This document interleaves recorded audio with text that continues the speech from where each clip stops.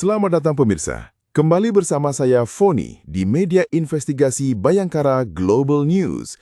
Sumber berita yang tajam, terpercaya, dan tentunya dekat dengan masyarakat. Hari ini kita akan membahas kabar penting seputar Kepolisian Republik Indonesia atau Polri. Dari langkah-langkah pengamanan, kinerja di lapangan, hingga sisi humanis polisi yang sering tak terlihat kamera. Jadi, tetap bersama kami, karena berita bukan sekedar informasi, tapi juga bagian dari perjalanan kita memahami negeri ini. Siap-siap ya, karena saya, Foni, akan menemani Anda dengan berita yang serius, sedikit santai, dan tentu saja penuh dinamika dramatis. Kemarin itu merasa jadi korban.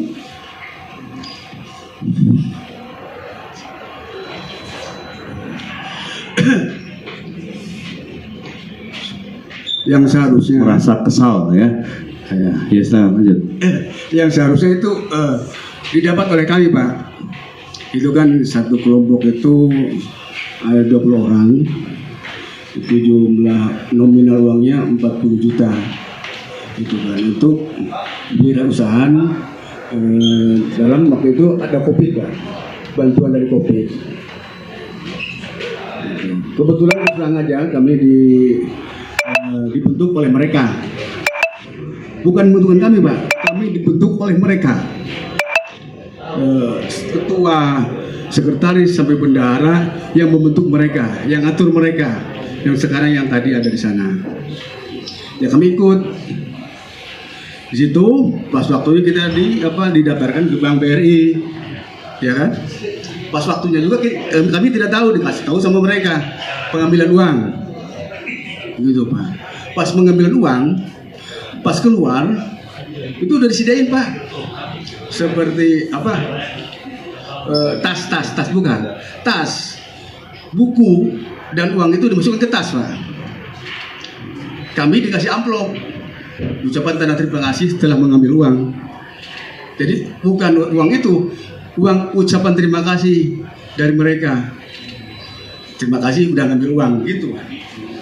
Semacam kuli lah. Kami itu kelompok tani, kelompok wirausaha, tapi sama dengan kuli dimanfaatkan. Kepolisian Daerah Jawa Barat, Polda Jabar, mengungkap kasus korupsi penyalahgunaan dana bantuan pemerintah untuk kelompok wirausaha baru atau KWU yang ditujukan bagi masyarakat terdampak COVID-19 di wilayah Karawang.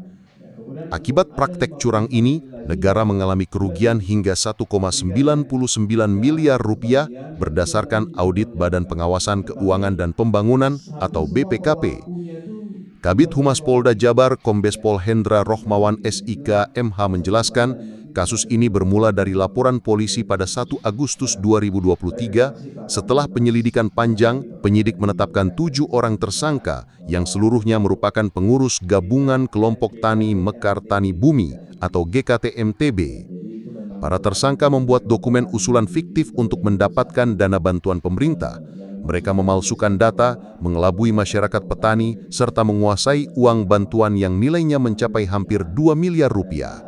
Kata Hendra dalam keterangan pers, Kamis 11 September 2025. Dalam praktiknya, tersangka berinisial N yang menjabat sebagai Sekjen GKTMTB berperan mengkoordinasi pengajuan dana ke Kementerian Ketenagakerjaan RI. Ia memerintahkan pengurus lain memalsukan data kelompok penerima, lalu mengumpulkan uang hasil pencairan dari 50 kelompok fiktif. Dana yang seharusnya diterima masyarakat dialihkan kepada pengurus GKTMTB, bahkan sebagian diserahkan kepada pihak ketiga. Uang hasil pencairan digunakan untuk kepentingan pribadi, mulai dari menyimpan tunai hingga membeli peralatan seperti traktor. Selain N, 6 tersangka lain berinisial A, AA, MY, A, B, E, dan MD juga memiliki peran aktif mulai dari menarik dana dari kelompok penerima, membuat laporan pertanggungjawaban palsu, hingga mengkoordinasikan pembuatan surat keterangan palsu dari desa terkait pembentukan kelompok baru. Polda Jabar telah memeriksa 131 orang saksi untuk memperkuat pembuktian. Selain itu, 3 ahli turut dimintai keterangan, yakni ahli audit keuangan BPKP, ahli hukum pidana dari Universitas Padjadjaran, serta ahli dari Kementerian Ketenagakerjaan. Dalam pengungkapan kasus ini, polisi menyita sejumlah barang bukti, antara lain dokumen pengajuan kelompok KWU, rekening koran dan buku tabungan, laptop, traktor bajak, uang tunai 300 juta rupiah, kwitansi, dan bon pembelian. Hendra menegaskan, tindakan para tersangka bertentangan dengan Permenaker Nomor 5 Tahun 2020 tentang penyaluran bantuan pemerintah serta Surat Keputusan Dirjen Bina Penta dan PKK Tahun 2020 mengenai penciptaan wirausaha baru untuk masyarakat terdampak pandemi. Bantuan wirausaha ini seharusnya digunakan untuk membuka peluang kerja dan membantu masyarakat bangkit dari dampak pandemi, namun justru diselewengkan untuk kepentingan pribadi, jelas Kabid Humas Polda Jabar, Kombes Pol Hendra Rohmanwan. Atas perbuatannya, para tersangka dijerat Pasal 2 Ayat 1 dan atau Pasal 3 Undang-Undang Nomor 31 Tahun 1999 tentang Pemberantasan Tindak Pidana Korupsi, sebagaimana diubah dengan Undang-Undang Nomor 20 Tahun 2001 serta Pasal 55 Ayat 1 ke 1 KUHP. Ancaman hukuman yang menanti berupa penjara seumur hidup atau minimal 4 tahun hingga 20 tahun, serta denda maksimal 1 miliar rupiah. Pemirsa dimanapun Anda berada, demikian laporan perkembangan informasi terkini dari Bayangkara Global News. Kami telah menyajikan fakta, data dan narasumber terpercaya demi menjaga akurasi dan tanggung jawab jurnalistik.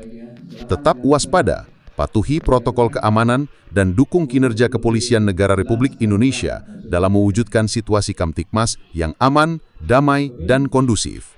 Jangan lupa tekan tombol like, aktifkan lonceng notifikasi, dan bagikan tautan ini agar informasi ini sampai kepada lebih banyak orang. Saya Foni mengucapkan salam hormat dari studio Bayangkara Global News. Sampai jumpa di laporan selanjutnya.